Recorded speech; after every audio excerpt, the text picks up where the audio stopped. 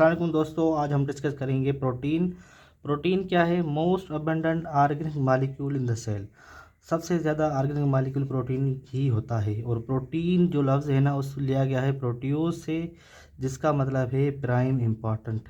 और ये जो हम लेक्चर अपलोड कर रहे हैं ना, वो एमडीकेट और नर्व्स के लिए अपलोड कर रहे हैं, ठीक है जी। और प्रोटीन जो है मैक्रो मॉलिक्यूल है, मतलब इसका मॉलिक्यूलर वेट जो है हाई है, हेटेरोपॉलीमर है, और मतलब डिफरेंट टाइप ऑफ मोनोमर मिलते हैं। 1 2 3 4 5, दो से ज़्यादा मतलब मोनोमर्स मिलकर प्रोटीन बनाते हैं, तो इसको हम कहते हैं हेटेरोपॉलीमर। और ये amino acid are the basic unit of protein. Amino acid जो है ना, वो बेसिक यूनिट है प्रोटीन का। जैसे कि ये अमाइनो एसिड है, ये कार्बन हो गया, ये हाइड्रोजन, ये अमाइनो ग्रुप, ये कार्बोक्सिलिक ग्रुप, ये रेडिकल। और ये अमाइनो एसिड है, इससे वाटर निकल जाए तो क्या बनेगा? प्रोटीन बना जाएगा। और प्रोटीन में अगर हम वाटर डालें तो ये टूट कर अमाइनो एसिड बचाएंगे। अमाइनो एसिड जो है ना, एसेंशियल एलिमेंट हैं अमाइनो एसिड के। कार्बन, हाइड्रोजन, ऑक्सीजन और नाइट्रोजन, चारों एलिमेंट जो है ना एसेंशियल हैं अमाइनो एसिड के लिए।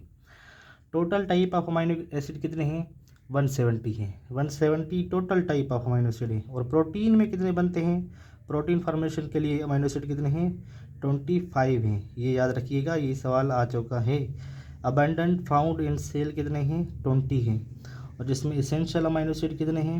9 हैं। एफटीबी के हिसाब से 10 हैं। अगर सिंध पंजाब से हैं तो 10, या केपीके से हैं तो 10। नॉन एसेंशियल 11 है एफटीबी के हिसाब से, 10 दूसरे बुक से हिसाब से। अगर सिंध से हैं तो भी 10, केपीके से भी 10। तो अबंडन कितने हैं? अबंडन फाउंड कितने हैं सेल में? 20 हैं।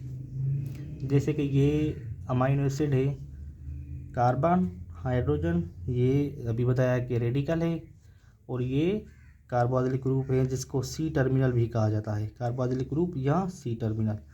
और ये अमाइनो ग्रुप हैं या एन टर्मिनल भी इसको कहा जाता है। अल्काइल ग्रुप, अगर रेडिकल जो है ना, रेडिकल में अगर आर की जगह एच है तो ग्लाइसिन, आर की जगह CH3 है तो एलानिन, आर की जगह CH2OH है तो सीरीन। आगे बढ़ते हैं प्रोटीन फार्मेशन की तरफ। प्रोटीन फार्मेशन जो है प्रोटीन फार्मेशन राइबोसोम करता है, और राइबोसोम प्रोटीन फैक्ट्री है, जैसे कि आपको पता है। और ये जो प्रोटीन फार्मेशन है ना, ये राइबोसोमल डिपेंडेंट रिएक्शन है।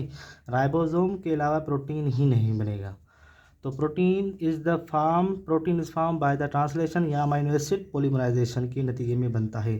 From N terminal amino group से सी टर्मिनल कार्बोक्सिलिक ग्रुप की तरफ एन टर्मिनल से सी टर्मिनल की तरफ बनता है। ये आपने याद रखना है, ठीक है जी। इसके ये एग्जांपल है ग्लाइसिन, एलाइनिन। ग्लाइसिन से देखिए, मैंने कहा था एच आएगा तो ग्लाइसिन, CH3 आएगा तो एलानिन। ये दोनों मिलेंगे तो इनकी नतीजे में वाटर मॉलिक्यूल क्या होगा? रिलीज होगा, निकल जाएगा। और उसके नतीजे में क्या बनेगा? पेप्टाइड बांड बनेगा। और पेप्टाइड बांड बनेगा, ये बनेगा glycine alanine, glycine alanine, dipeptide बनेगा। डाईपेप्टाइड मतलब एक पेप्टाइड बांड बनेगा। और ये पॉलीपेप्टाइड चेन है। सपोज 150 अमाइनो एसिड हैं प्रोटीन में, 150 अमाइनो एसिड हैं, तो 150 में से 149 पेप्टाइड लिंकेज बनेगी, एक कम 149। अगर 2 हैं तो एक पेप्टाइड, 3 है तो 2, 4 हैं तो 3। तो अगर 150 हैं तो 149 पेप्टाइड लिंकेज बनेंगे 150 अमाइनो एसिड से।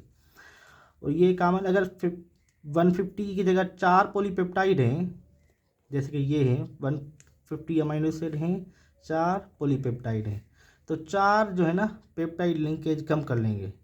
150 में से 149 पेप्टाइड लिंकेज, अगर 150 हैं और 4 पॉलीपेप्टाइड चेन है तो 146 पेप्टाइड लिंकेज बनेंगे।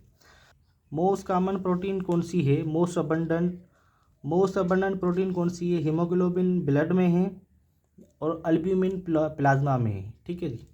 रोबिस्को नेचर में है। नेचर में कौन सी प्रोटीन है सबसे ज़्यादा? Most abundant Rubisco. कोलेजन पूछा जाए तो एक्स्ट्रा सेलुलर मैट्रिक्स में होगी। ये पार्ट 1 है, पार्ट 2 भी जल्दी इसका हम अपलोड कर देंगे। Thank you very much. अल्लाह हाफिज़।